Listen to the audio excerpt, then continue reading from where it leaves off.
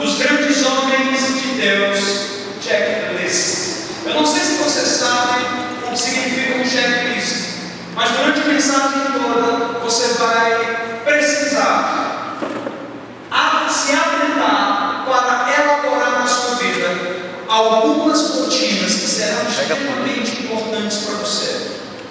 Nessa mensagem eu não quero trazer nenhuma palavra necessariamente profética para que você se mova naquele sentido espiritual, mas é uma palavra extremamente prática que revela princípios. E esses princípios vão reger a sua vida, e esses princípios vão reger a minha vida de uma maneira incrível. Eu vou esperar ligar aqui, aí eu começo de novo. Gente, vou pedir a todos, vamos sentar, vamos ficar bem tranquilos, bem calmo, prestar atenção, tá bom?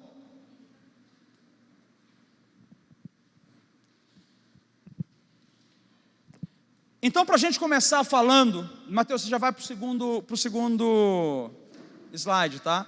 Para a gente começar falando, se a gente vai falar sobre os hábitos dos grandes homens de Deus, estudando a história da palavra, a história do povo de Deus, nós vemos em alguns aspectos ou em alguns momentos da história, homens que se levantaram e que marcaram a sua geração inteira. Não se preocupa, pode deixar. Não, vai tentar acender, mas pode deixar assim. Homens que marcaram a sua geração inteira.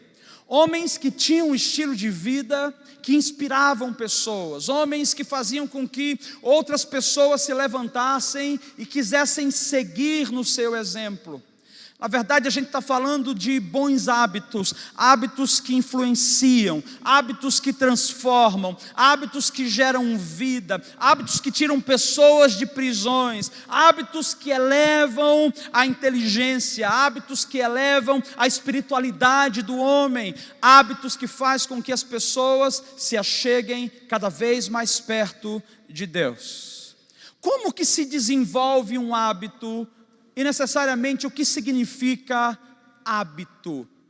Hábito é um conjunto de circunstâncias que é praticado constantemente e ao longo da vida se torna extremamente natural em nossas vidas. Isso é, hábito é quando você pratica várias ações que formam um conjunto, e naquele conjunto se torna natural ao longo da vida, e você não precisa mais pensar para fazer. Vou explicar melhor.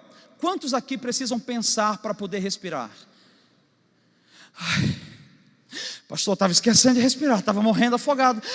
Meu Deus, ainda bem, estava olhando para você, eu não estava lembrando. Nós não fazemos isso.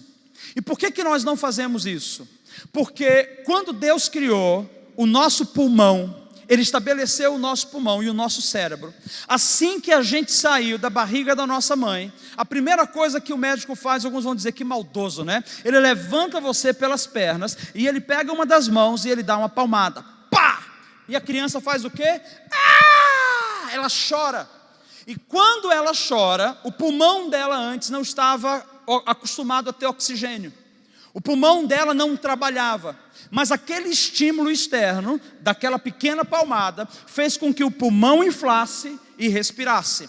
O cérebro recebeu oxigênio e começou a funcionar com oxigênio como energia. Então o próprio cérebro manda um comando para o pulmão, dizendo: para eu receber mais oxigênio, você precisa mover. Então ele começa a mandar estímulos e o pulmão começa a mover, começa a inflar e desinflar, e aí o oxigênio começa a fluir em todo o corpo, no sangue, e aí onde a gente começa a viver e a ter uma vida saudável. Mas você não aprendeu a respirar. Foi natural, o estímulo gerou isso em você, e hoje respirar é um hábito. Então como se desenvolve um hábito? Terceiro slide, Mateus. Como se desenvolve um hábito? O hábito se desenvolve no cérebro.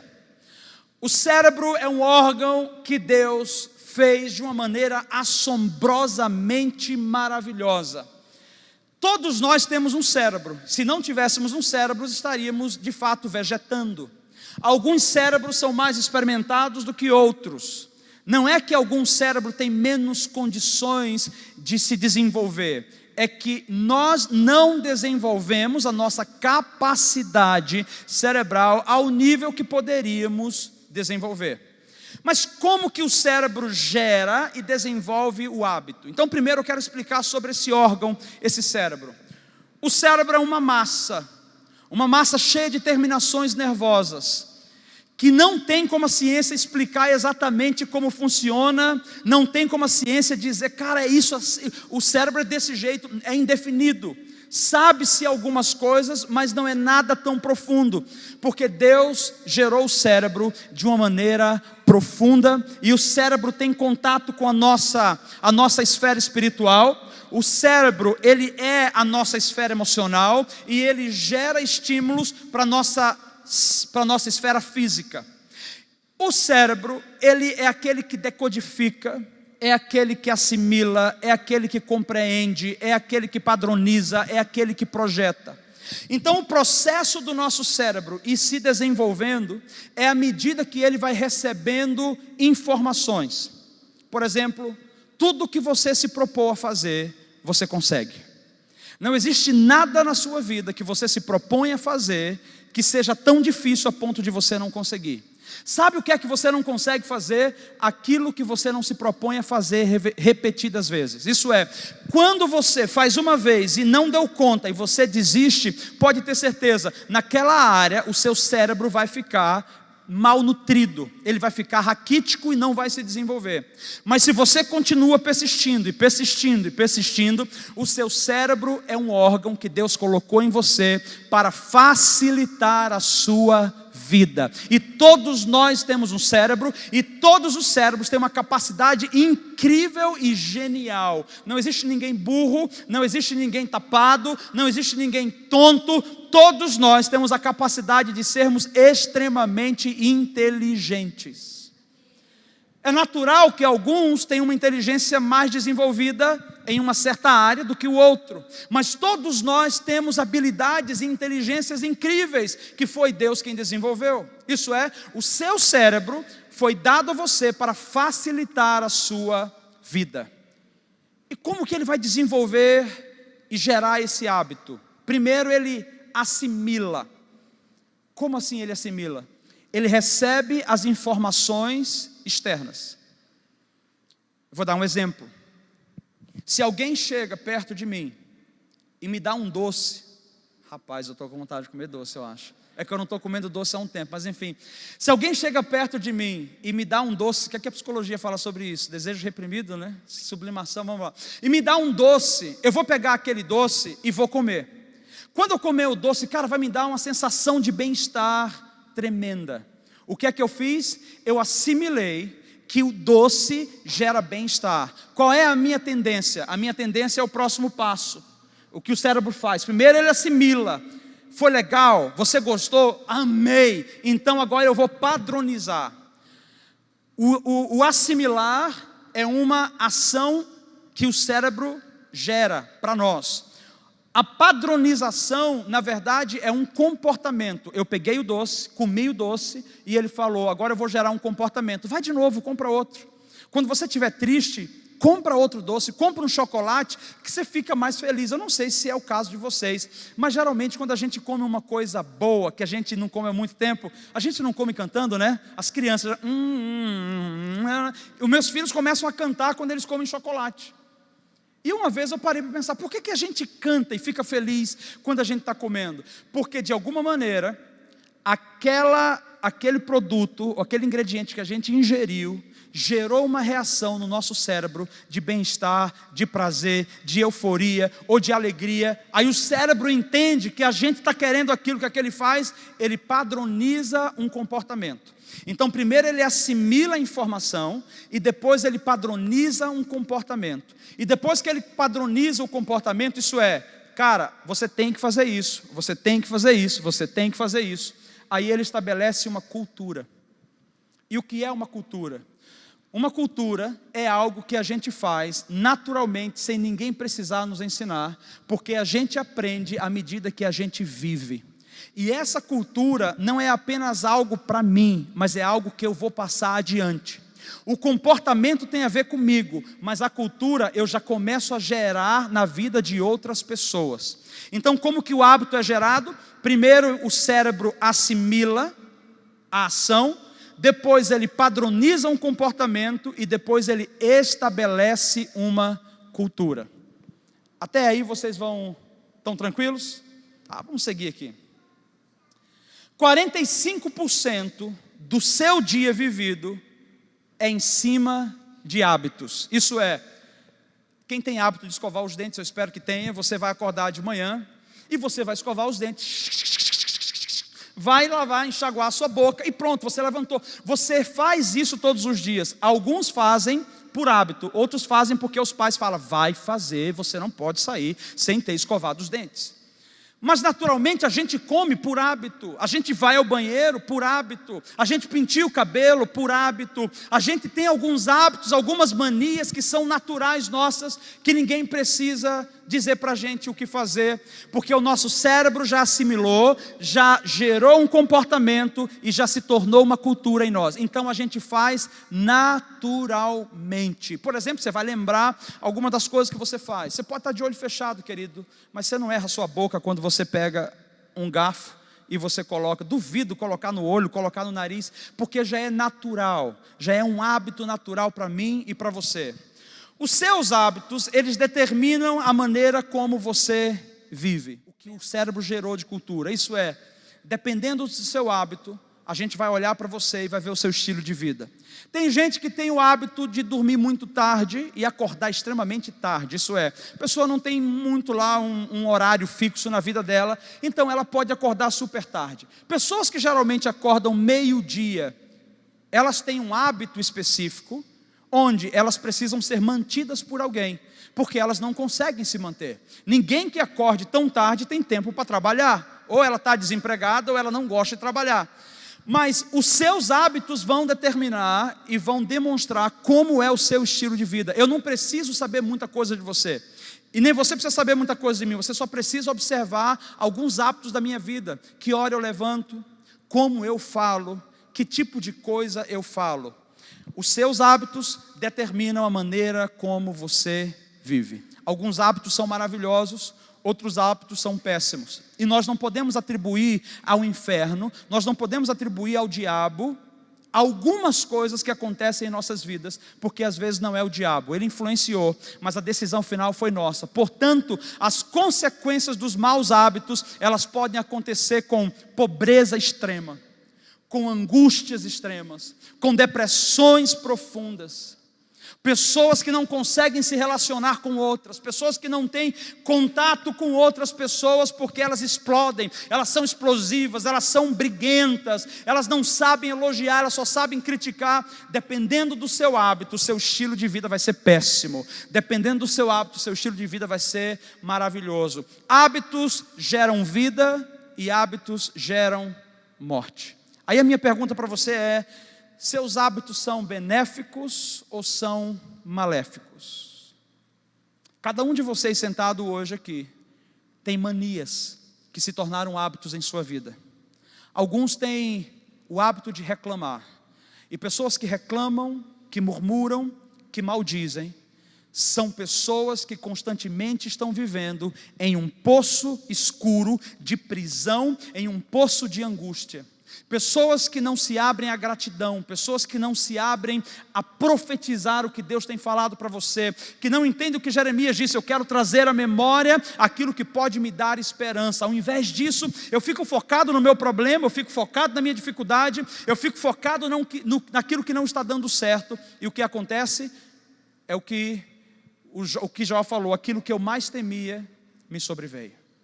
Aquilo que eu tinha mais medo que acontecesse comigo, isso é, aquilo que eu mais amaldiçoava, aquilo que eu ficava mais murmurando, é o que de fato está acontecendo comigo. Eu quero trazer esse princípio para você. Toda palavra que você libera são sentenças espirituais, que são liberadas nas regiões celestiais, e uma hora ou outra, ela vai gerar um fruto, e ela vai entregar o fruto na sua mão. Hábitos podem gerar vida, e hábitos podem gerar morte. O problema é que não se muda um hábito da noite para o dia. O problema é que a gente não se transforma da noite para o dia.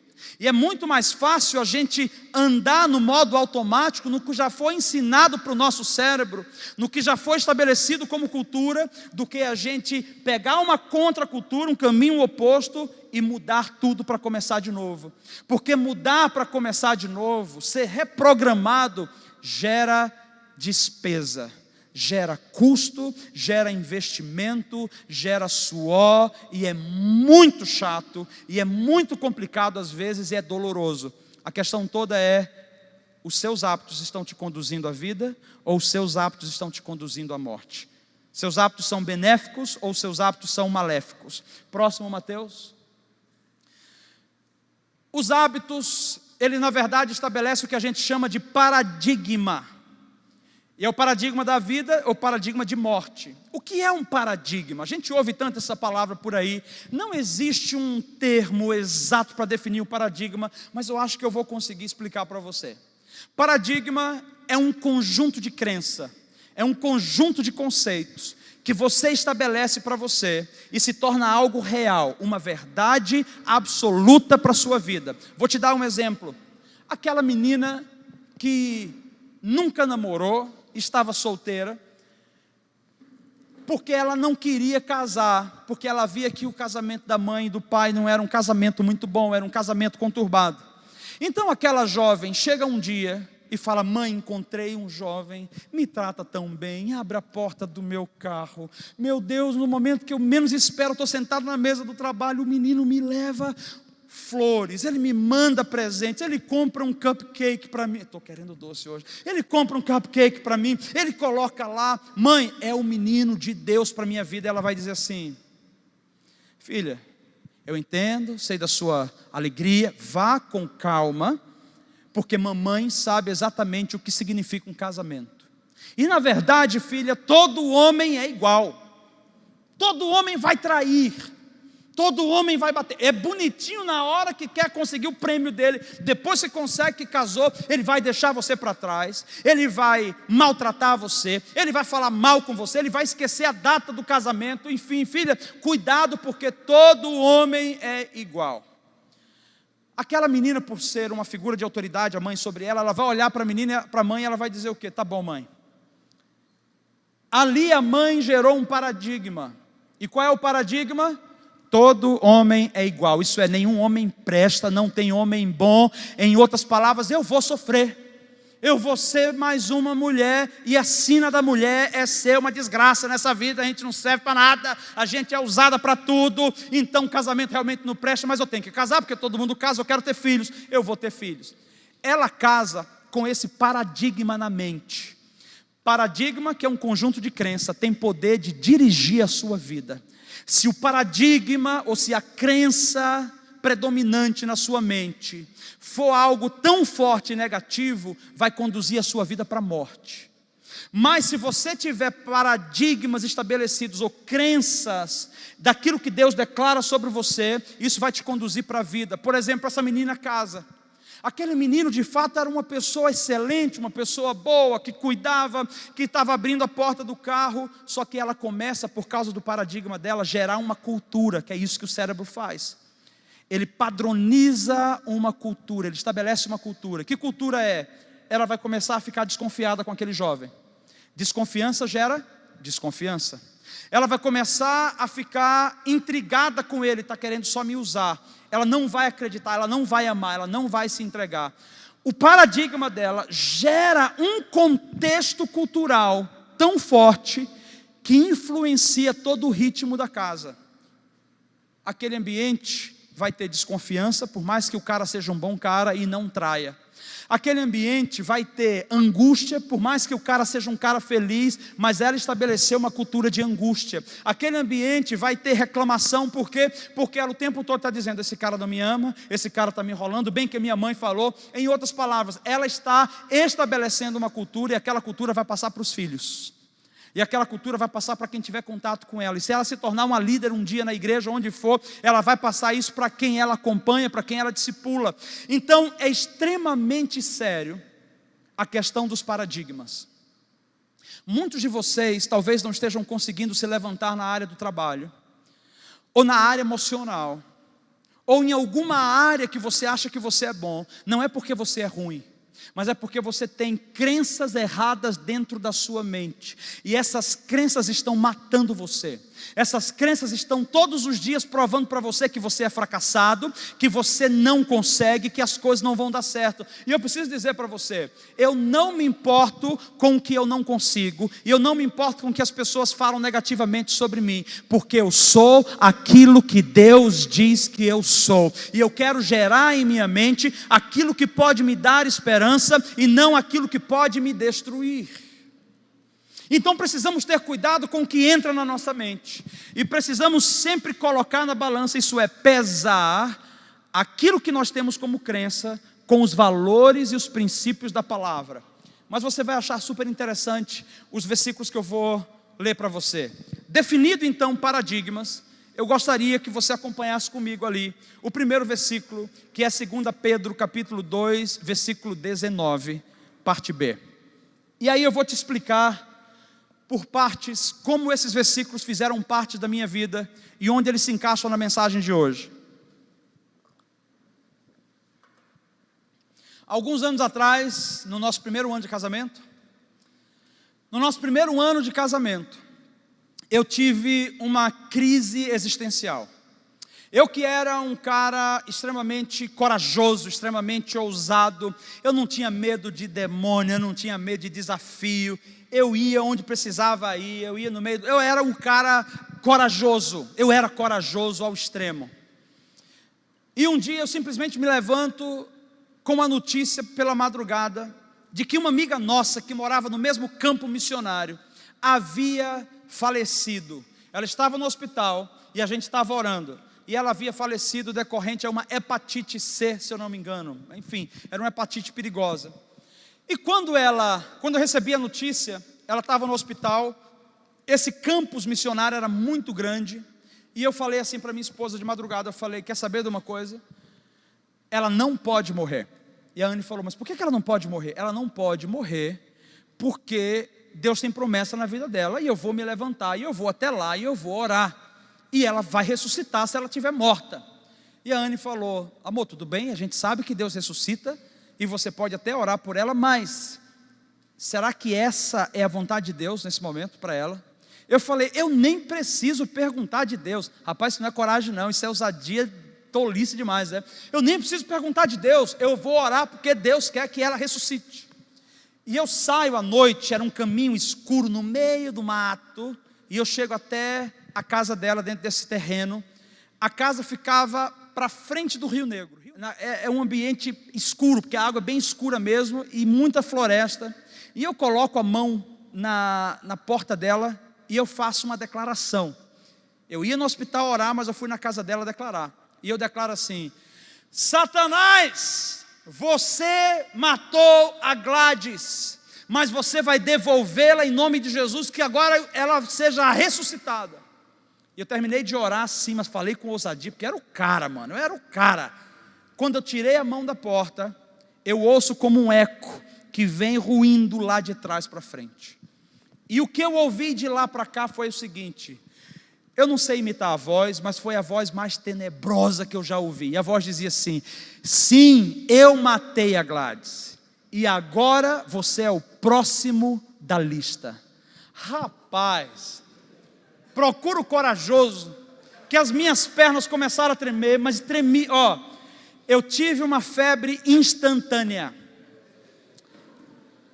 Naquele momento eu comecei a suar, a ficar gelado, a ficar quente, minha perna tremia, meu coração estava saindo pela garganta, e eu tive uma visão. Ao meu redor eu vi 4 paredes caindo, e quando aquelas 4 paredes caiu, eu falei assim, minha visão ficou turva, o que está acontecendo? Eu falei, o Senhor me abandonou, por que eu estou nesse jeito, por que eu não estou vendo nada? E aí eu voltei. Não me pergunte como eu voltei, porque eu fui na coragem, mas voltei no pique da pega. Eu chego em casa, eu não faço outra coisa, a Anne abre a porta para mim, eu deito na cama, coberto, me tremendo assim, ela, amor, o que está acontecendo? O corajoso saiu, né, voltou desse jeito, o que está acontecendo? Eu falei, eu vou morrer. Ela, o quê? Eu vou morrer. Amor, como assim? Você foi orar para isso? Eu vou morrer, eu sou o próximo da lista, eu sou o próximo da lista. E fiquei, eu sou o próximo da lista. Deixa eu ir no banheiro. Ela tinha morrido de hepatite. Então ela urinava, e o médico falou, nas últimas horas ela estava urinando só o sangue dela, tendo hemorragia. E eu fui no banheiro, comecei a urinar. O que está acontecendo? Ela correu no banheiro. Eu estou morrendo. Não tinha nada, eu estava vendo com esses olhos sangue. As crenças predominantes em nossa mente determinam até o que a gente vê, e o que a gente ouve, e o que a gente sente. Por mais que não seja real, porque aquela crença é tão real para mim, ela torna a mentira uma realidade. E eu olhava para cima, eu vi os demônios começaram a falar, você é o próximo da lista. Queridos, eu estava no campo missionário, eu tinha momentos de folga, eu ia para a cidade, eu corria para o médico. Tá, mas eu preciso dizer para você, eu era pastor. Bem inexperiente, mas era o início da nossa caminhada. Eu pregava, para mim estava tudo legal, e da noite para o dia o negócio caiu, ruiu. Mas eu pregava, o poder de Deus caía, e eu terminava o culto, me leva para o hospital agora. Amor, me leva para o hospital que eu estou morrendo. Eu hoje entendo que aquilo era a síndrome do pânico. E eu chegava no hospital, e ao chegar no hospital, os médicos, você não tem nada, você está excelente, você está ótimo. Eu dizia assim, esse povo mentiroso, burroso, eles não sabem ser médicos. Eu queria encontrar um médico que confirmasse o que a minha mente tinha absorvido como mentira. Eu queria que o médico dissesse para mim, você vai morrer, você está condenado à morte. E nenhum disse isso. Uma certa noite eu estava pregando numa igreja que a gente tinha ajudado a estabelecer. Eu terminei o culto, já olhei para a Anne assim, eu estava tonto, cara, às 11, eu falei, eu vou morrer agora. E veio uma menininha toda de branco, minha visão estava esfumaçada, a menina dançando, tio Paulo, eu falei, meu Deus, é um anjo que veio me buscar, Senhor, eu vou morrer. Agora vai, olha só, saí dali, eu falei, Anne, me leva no hospital.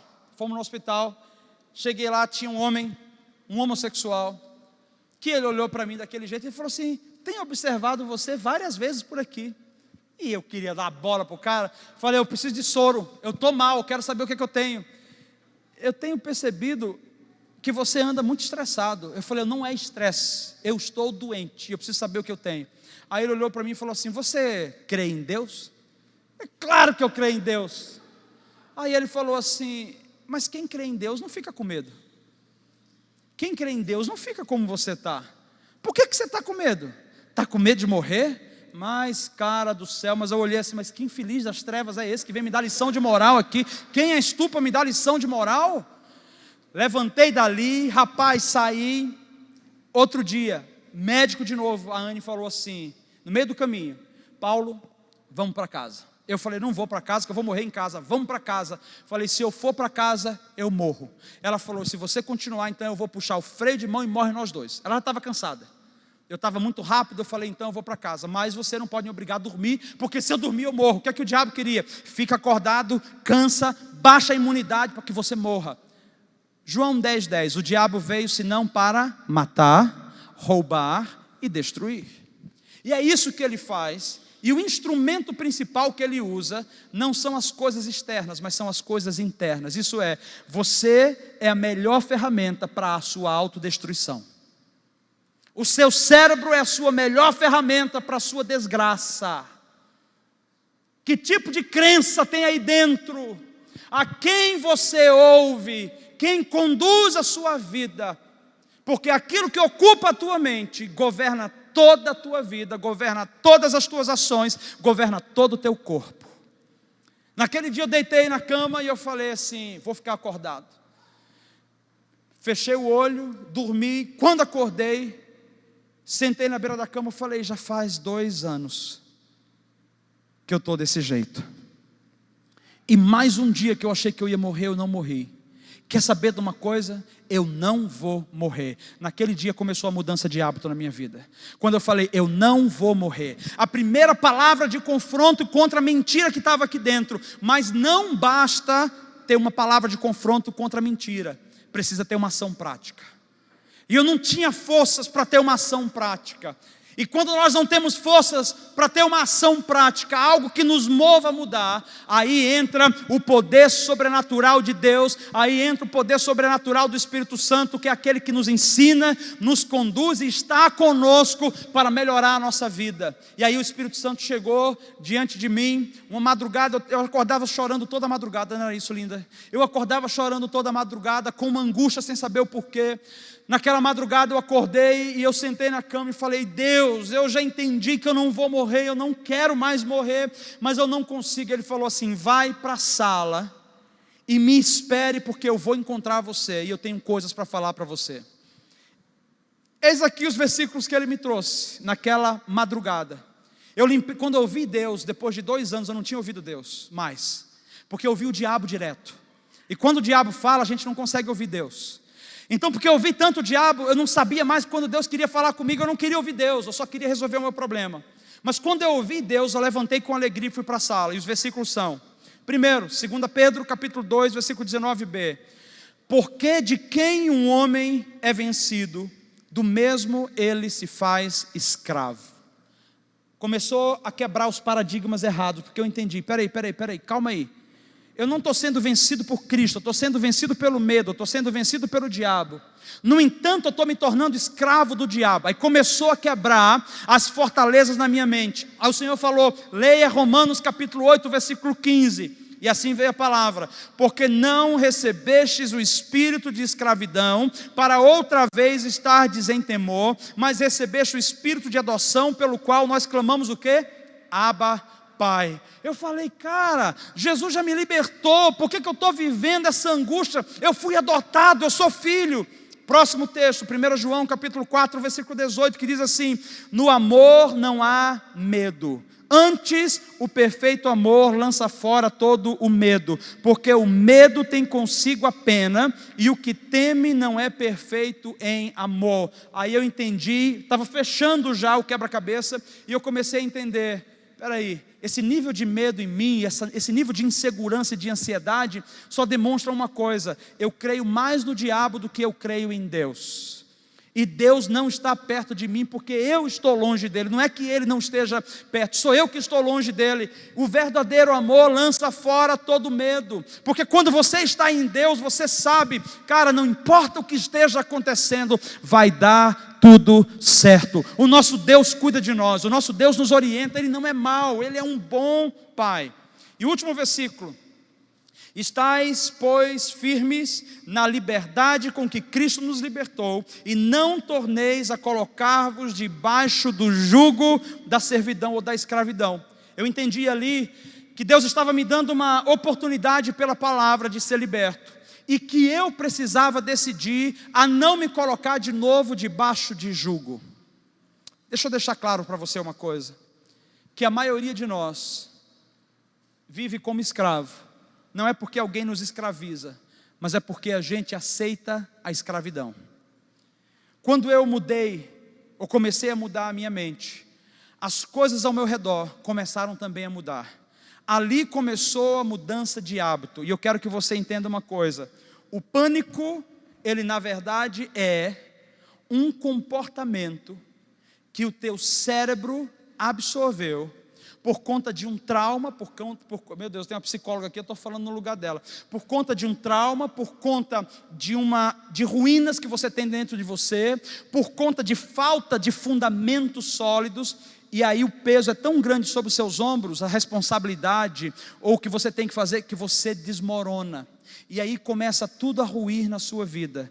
Porém, quando você decide mudar, o seu cérebro é poderoso o suficiente para tirar você daquele ambiente de desgraça e te colocar num ambiente onde você vai desfrutar da vida com Deus de maneira livre. Então você só vive como escravo se você quiser ser escravo. Alguns são escravos do dinheiro, tem o hábito de desejar dinheiro, de querer dinheiro.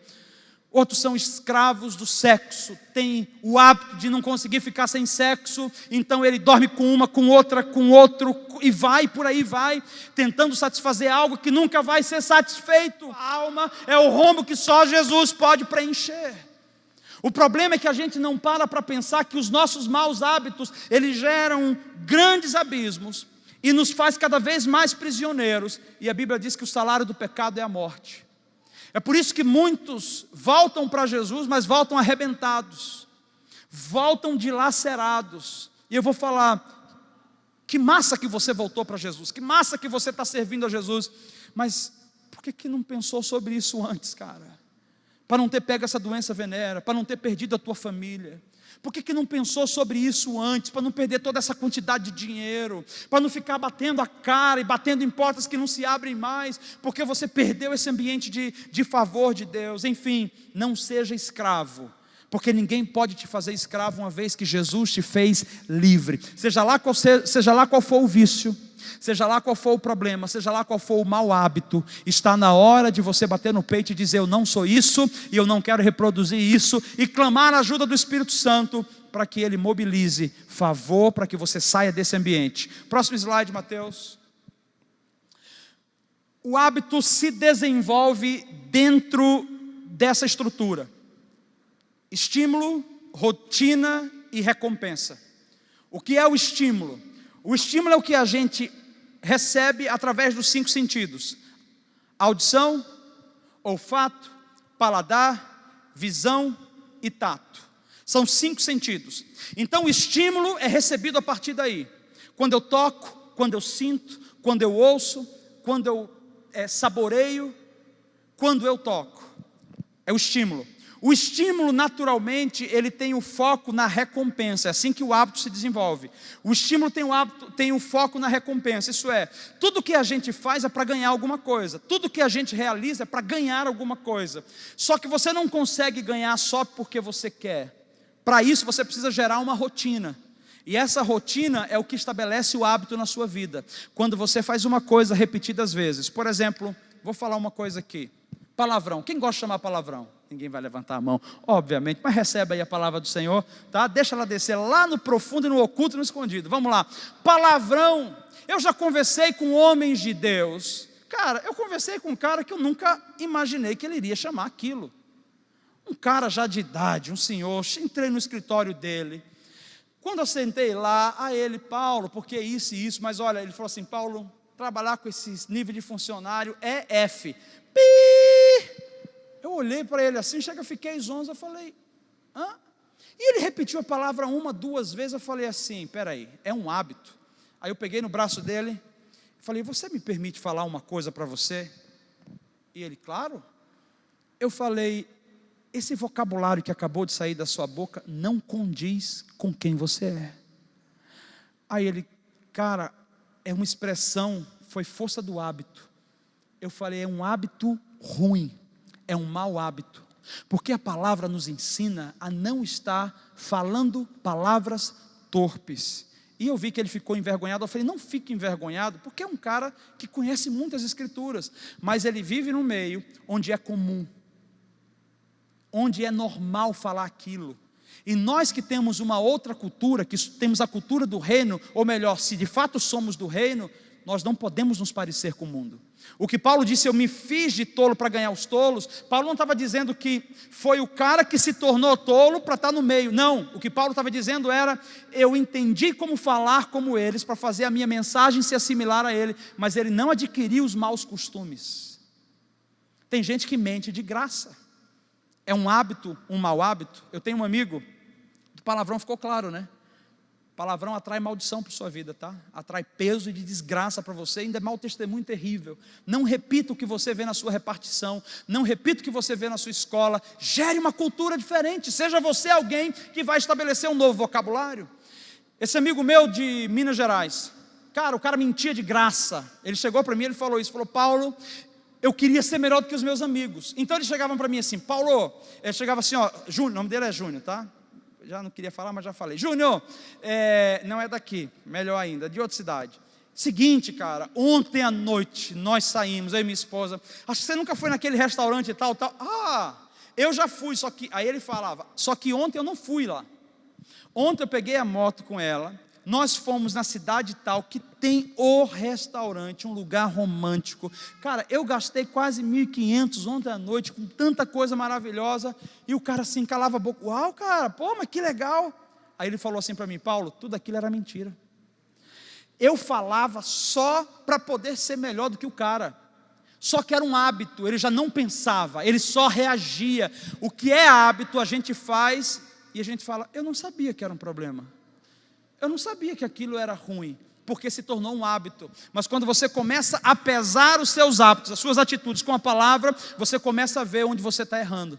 Ele disse que um dia Deus falou para ele: se você continuar assim, você vai morrer, porque o salário do pecado é a morte. Aí ele começou a ficar desesperado: Deus, o que é que eu tenho que fazer? Primeiro se arrependa e confesse o seu pecado. Aí ele estabeleceu uma regra para ele. Qual foi a regra que ele estabeleceu? Toda vez que eu mentir diante da pessoa, quando eu estiver mentindo, eu vou parar na hora, porque já é o hábito, né? E vou dizer: estou mentindo. Aí ele disse que a primeira vez ele estava sentado no restaurante, o cara começou a falar sobre carro. E aí ele pega a palavra: você está falando daquele carro? Cara, eu já tive aquele carro. Você não compra aquele carro, porque aquele carro é assim, assim, assim. Aí ele, no meio do caminho, o Senhor falou para ele: está errado, você está mentindo. Aí ele parou e falou assim: posso te falar uma coisa? O cara: claro. Sabe tudo isso que eu acabei de falar? Tudo isso é mentira. Esquece. O cara: como é que é? Eu estou mentindo para ti. Compra o carro, eu não conheço esse carro, nunca peguei esse carro. Saiu dali humilhado. Na segunda vez, de novo, ele parou na metade da conversa e falou: sabe o que eu acabei de fazer? É tudo mentira. Se humilhou de novo. Na terceira vez ele falou: não vou mentir mais, porque eu estou cansado de me humilhar. Eu vou ser tido pelos meus amigos como um grande mentiroso. Se já não era. Em outras palavras, ele precisou passar por um processo de humilhação até que ele mudasse os seus hábitos. Às vezes, querido, a tua grande libertação não está no passe de mágica, porque não existe passe de mágica para transformar você. A tua grande libertação e transformação está na confissão do teu pecado. A Bíblia diz para a gente confessar os nossos pecados a Deus, mas ela fala para a gente também confessar as nossas falhas uns aos outros, para que a gente alcance cura. Às vezes você está do lado de alguém e a pessoa está perguntando: como é que você está? Eu estou ótimo, com Jesus vai tudo bem, né? Aperta o botão religioso, né? Com Jesus, para a glória de Deus, está tudo bem. E não está nada bem. Você está caindo, está desmoronando, porque você está com algo que você não consegue se libertar. Procura alguém de confiança e confessa, porque a cura só entra em você quando você confessa. E enquanto o pecado estiver ali, enquanto o pecado permanecer ali, mais demônios vão vir e mais mortes vão vir. Confesse as suas falhas, não se preocupe em se humilhar, porque a Bíblia diz que Deus exalta os humilhados, mas Ele abate os exaltados. Amém? Então, o hábito, ele tem essa regra para se desenvolver: o estímulo, a rotina, que gera uma recompensa. O que é que você quer tanto, que faz você fazer o que você faz?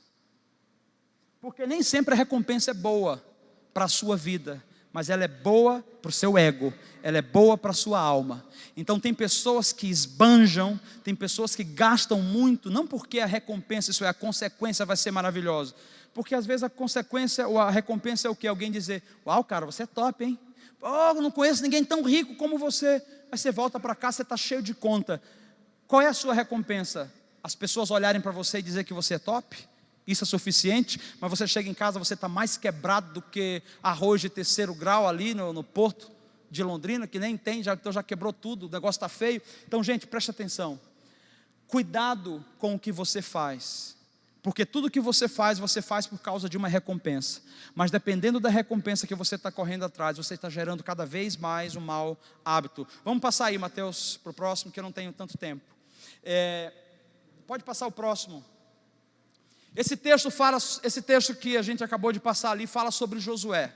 Eu já volto para falar sobre ele. E quando fala sobre Josué, está falando sobre um homem que se levantou de uma maneira incrível no meio de uma geração.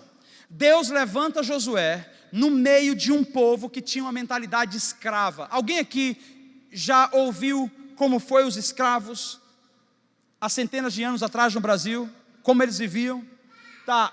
Na minha cidade, eu sou de Alagoas, então lá tem um lugar chamado Quilombo dos Palmares, e eu já fui lá. Então mostra as senzalas, tem aqueles troncos no meio, tem onde os negros eram espancados, e você sente a tragédia ali dentro, o cheiro de morte, o cheiro de ódio e de vingança. O povo de Deus era escravo, eles foram escravos por 400 anos, escravo de quem? Escravos do Egito. Josué, nesse finalzinho dessa geração desse povo que era escravo, Josué se levanta. Os historiadores dizem que Josué tinha 40 anos de idade quando ele saiu do Egito para começar a caminhada dele com Moisés. Então ele já não era um menininho, ele já era um cara experimentado. Mas o interessante é que existem pessoas que podem viver no meio do caos, pessoas que podem viver no meio de escravos e não adquirir a mesma mentalidade, a mesma consciência ou o mesmo padrão de vida. Por quê? Por que essas pessoas são diferentes? Porque a perspectiva delas é uma perspectiva de nunca se acostumar com a tragédia, nunca se acostumar com a miséria, nunca se acostumar com a desgraça. Eles sempre estão buscando algo melhor. O povo era escravo por 400 anos, Deus levanta Moisés, e Moisés chega diante de Faraó e fala: Faraó, deixa meu povo ir. E por 10 vezes Faraó não deixou, e na 10ª deixou, porque veio todas as pragas. O povo sai dali, e o povo estava indo para onde? Para a terra prometida, a terra de Canaã. Então pense comigo, a terra de Canaã era o estímulo, a terra de Canaã era a recompensa deles. Então Deus começou a falar como era a terra de Canaã, terra que mana leite e mel, para eles se sentirem animados e irem até lá. É que esse povo tinha uma mentalidade tão escrava, que eles não entenderam muito bem o que era uma terra de liberdade, porque eles sempre foram escravos. Mas agora eles saíram do Egito, estavam no meio do deserto. No deserto para quê e por quê? Estavam no meio do deserto para Deus provar o coração deles, e para Deus arrancar a sujeira da escravidão que eles tinham absorvido no Egito. Próximo slide, Mateus. A terra prometida era a recompensa. Então eles eram escravos e se tornaram libertos. Mas no meio do caminho, a mentalidade escrava fez com que eles de libertos se dessem de novo a se tornar escravos. Como assim? Em um dado momento, o Senhor estava falando: vocês estão com fome? Então toma aqui o maná. E eles tinham maná. Só que a mentalidade escrava deles era tão terrível, isso é, o mau hábito, que eles falaram assim: cara, não queremos maná. Nós queremos a carne do Egito. Nós queremos comer carne. Quem gosta de carne aqui? Uns 3. Então tá, vamos fazer um churrasco para vocês 4. Eles gostam de carne, eles queriam carne. Sabe o que eles fizeram? Começaram a reclamar com Moisés e dizer assim: nós queremos carne, nós queremos carne. Eu não entendo. Porque eles tinham carne no Egito, mas eles morriam na chibatada. Eles tinham carne no Egito, mas eles carregavam pedras terríveis. Para eles, não importava o processo da rotina, o que importava era a recompensa. Por mais que aquela recompensa gerasse uma desgraça na vida deles, eles queriam o gosto daquilo ali. Sabe por que pessoas vivem no sexo ilícito, nas drogas, na mentira, na promiscuidade? Porque elas não têm noção de que aquela sensação momentânea de alguns segundos é na verdade uma sensação boa em segundos, mas ela gera um abismo de morte profundo, e ela vai destruindo e arrancando um pedaço da vida da pessoa. É como um câncer interno. Então ela não consegue ver isso, e ela quer a sensação. O cérebro se acostuma com o que a gente gera de estímulo. Ah, que sensação boa, quero de novo, quero de novo, quero de novo. Você precisa estabelecer o Senhor dos Exércitos como Senhor do seu cérebro. Porque se o seu cérebro for corresponder com a sua carne, você vai descer a sepultura rapidinho. Se o seu cérebro for corresponder com todos os estímulos que você gosta, Paulo disse, meu irmão, que a gente deve matar a carne. Se você tem que esbofetear a carne, esbofeteie, porque o seu padrão não é o que você quer, é o que ele diz para você. O seu padrão não pode ser a satisfação da sua alma, o seu padrão deve ser o padrão do estilo de vida de Jesus. Só que Josué não ficou contaminado. Passa aí, Mateus, o próximo. Josué não ficou contaminado. E porque ele não ficou contaminado, Deus o levanta como líder. Então a minha pergunta para você hoje é: nós somos escravos ou somos livres? Porque nós vivemos no meio de uma geração corrupta, nós vivemos no meio de um povo sujo, parece que essa geração está imunda, mas quem nós somos no meio dessa geração? Nós somos iguais a eles, nós carregamos as mesmas coisas que eles carregam, ou de fato nós estamos num tempo, no meio de uma geração, mas nós somos diferentes, isso é, nós temos uma cultura diferente, porque aqui não entra outra coisa senão o que a palavra permite que entra. O que define a nossa condição de vida são os nossos paradigmas e as nossas crenças. Próximo, Mateus. Aí entra o nosso checklist. E aí eu gostaria de explicar isso para você. O avião é um dos transportes mais seguros. Esses dias a Kate perguntou para mim: pastor, você não tem medo de voar? Eu falei: não, eu não tenho medo de voar, não tenho medo de morrer. Mas, e sei de uma coisa, meu irmão, na hora que Deus quiser levar, eu posso estar protegido pelo melhor plano de saúde, pelo melhor plano funerário, por qualquer coisa, na hora que tiver de ser, bye bye, beijinho, até logo, a gente se vê depois. Ninguém pode acrescentar 1 minuto de vida à sua própria vida. E o melhor de tudo é que ninguém sabe quando vai ser esse último suspiro. Por isso que a gente tem que viver todos os dias intensamente, sem arrependimento. No sentido de, deveria ter feito isso, deveria ter feito aquilo. Simplesmente viva a vida do Evangelho cada dia mais, porque você não sabe quando vai ser o seu último minuto. Posso cair aqui agora, ou você cair aí agora. Enfim, assim é a vida. Então, o avião é o meio de transporte mais seguro até hoje. Pessoas morrem mais daqui embaixo do que lá em cima. Por que ele é um meio de transporte extremamente seguro? Não que não haja acidentes, mas por que é extremamente seguro? Porque eles têm o que a gente chama de checklist. E o que é o checklist? Se você for pegar um vídeo para assistir, é cansativo, porque os caras têm que passar todos os momentos lendo todo o manual. Checklist 1, aí vai. 2, vai. 3, é porque é em inglês que eles falam lá, né? É a língua universal. E eles vão, cansativo, exaustivamente, e o avião só sai depois que eles passam cada item, cada função, e vê que tudo está funcionando. Então, quando o avião levanta voo porque tem condições, porque está seguro. Quando acontece um problema, é por 2 motivos: falha humana, ou uma questão de fatalidade na área mecânica, hidráulica do avião. Geralmente é porque alguém esqueceu de checar alguma coisa. É porque o checklist lá da oficina esqueceu de trabalhar a manutenção bem. Então vai se juntando situações e numa sucessão de erros acontece um acidente. Mas geralmente um acidente de avião não acontece do nada. Acontece porque alguém deixou de observar o checklist ou observou e fez de maneira errada. Você tem um checklist na sua vida? Não precisa abrir, mas eu vou ler para vocês aqui rapidinho. Josué capítulo 1, versículo 7 e 8 diz assim: tão somente esforça-te e tem muito bom ânimo, para teres o cuidado de fazer conforme toda a lei que o meu servo Moisés te ordenou. O Senhor está dizendo para Josué, aquele menino que saiu do Egito, Ele está dizendo assim: você já recebeu a instrução do checklist de Moisés, cuida disso aí, dela não te desvies nem para a direita, nem para a esquerda, para que prudentemente te conduzas por onde quer que andares. O versículo 8, não se aparte da tua boca o livro dessa lei, isso é o checklist, não basta ler, você precisa falar. Antes medita nele de dia e de noite. Checklist, você acorda de manhã, vou ver o que é que está faltando aqui, vou ver o que é que eu tenho que fazer.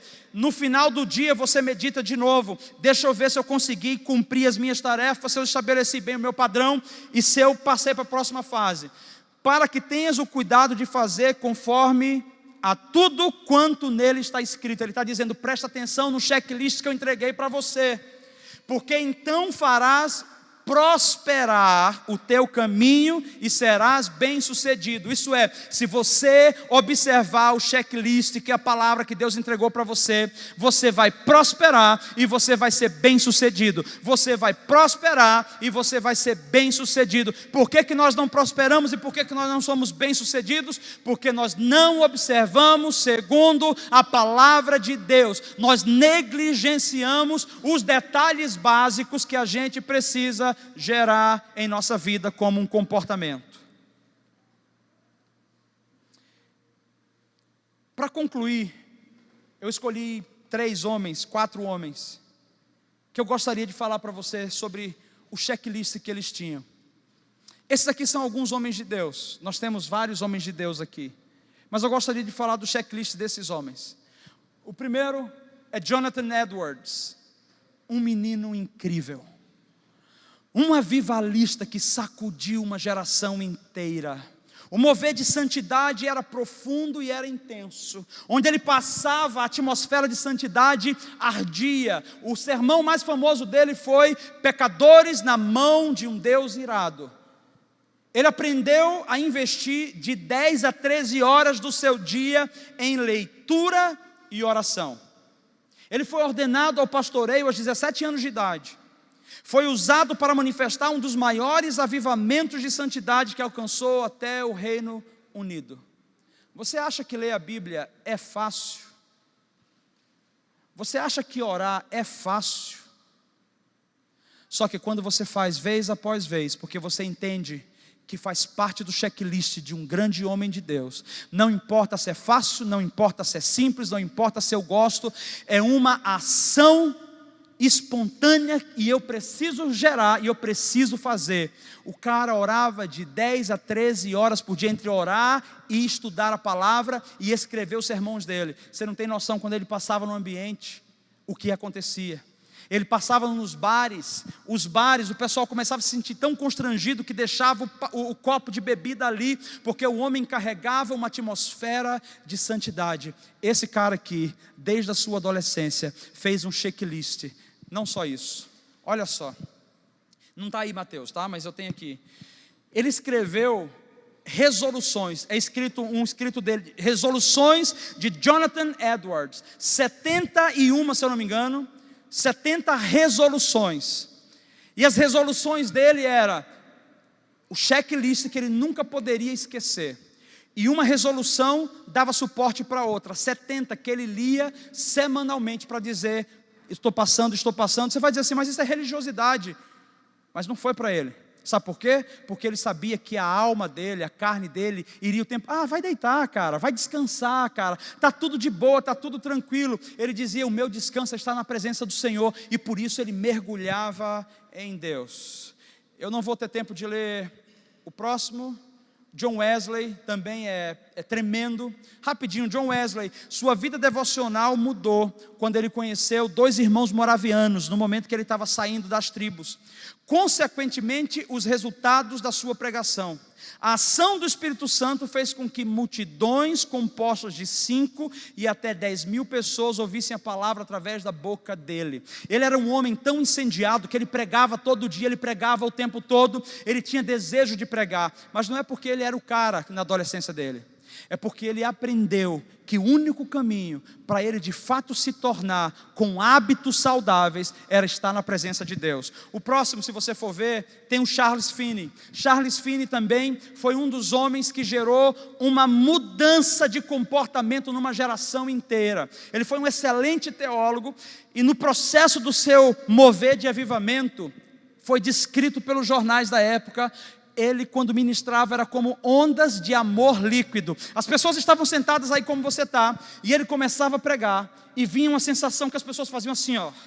Só que elas não sentiam impacto ruim, elas sentiam amor, elas eram cheias de amor, e as pessoas começavam a chorar, as pessoas começavam a cair, e as pessoas começavam a levantar a mão e dizer: eu quero confessar os meus pecados, e eu quero me arrepender dos meus problemas. Eu estou dizendo, existem homens que tinham hábitos focados em Deus, e eles diziam assim: eu não sou dessa geração suja e corrupta, eu faço parte de uma outra geração, eu sou como Josué, eu estou no meio de escravos, mas eu sou livre, eu estou no meio de pessoas miseráveis, mas eu sou nobre, eu estou no meio de pessoas derrotadas, mas eu sou vencedor, e o Senhor me colocou aqui, para que eu gerasse essa cultura em outras pessoas. Interessante, eu só quero que você veja esse ponto aqui. As estatísticas mostram que 85% das pessoas que aceitaram Jesus através das pregações de Charles Finney permaneceram firmes em servir a Deus, enquanto a média dos demais pregadores eram apenas 30%. O poder da vida que ele vivia no secreto era tão forte que as pessoas se convertiam genuinamente só através de ouvi-lo. E esse último homem é o Charles Spurgeon, que foi considerado o príncipe dos pregadores na sua época. Mas não só isso, o que eu gosto de falar, todos esses homens morreram de alguma maneira súbita e absurda. O Spurgeon, por exemplo, morreu decorrente a uma depressão. A depressão e a angústia foi tomando conta da sua vida. O médico falou: cara, você tem que parar. Ele adquiriu aquela tosse, a pneumonia, e ele morreu assim. Mas ele viveu até o seu último dia servindo ao Senhor. Lá em cima, Jonathan Edwards, ele morreu proveniente a uma febre de uma vacina contra a varíola, se eu não me engano. E aí ele faleceu, não viveu tanto, viveu quase 55 anos só. E a gente fala: por que, Senhor? Por quê? Por que essas coisas acontecem? Porque a vida é assim. Porque fatalidades acontecem. O problema é eu ser pego por uma fatalidade e não ter vivido tudo que eu tinha que viver, não ter feito tudo que eu tinha que fazer. Se alguma fatalidade tinha que acontecer, vai acontecer. O problema não é a fatalidade, o problema é como eu vivi, como eu investi o meu tempo, como eu investi a minha vida. Essa é a conclusão final. Último slide, Mateus, o penúltimo. Gere, eu não tenho como falar, por isso que eu falei, vai ter a parte 2. Esse aqui foi o hábito de Jesus. Jesus tinha o hábito de ler, ele lia as Escrituras. Jesus tinha o hábito de orar, ele orava incessantemente. E ele tinha o hábito de compartilhar. A gente lê para absorver conhecimento. A gente ora para nos conectar com Deus, estabelecer a verdade em nosso coração. E a gente compartilha, porque essa é a única missão que nós temos, de compartilhar quem é o nosso Deus. Eu quero convidar você a ficar de pé, e eu quero orar por você nesse momento. Eu quero pedir ao Senhor pela sua vida. Eu espero que você tenha conseguido entender o que o Senhor falou conosco hoje. Porque existem situações que hoje à noite mesmo precisam ser colocadas diante de Deus. Hábitos destrutivos, hábitos nocivos, hábitos maléficos, obras da carne, que o Senhor está dizendo: você não nasceu para isso.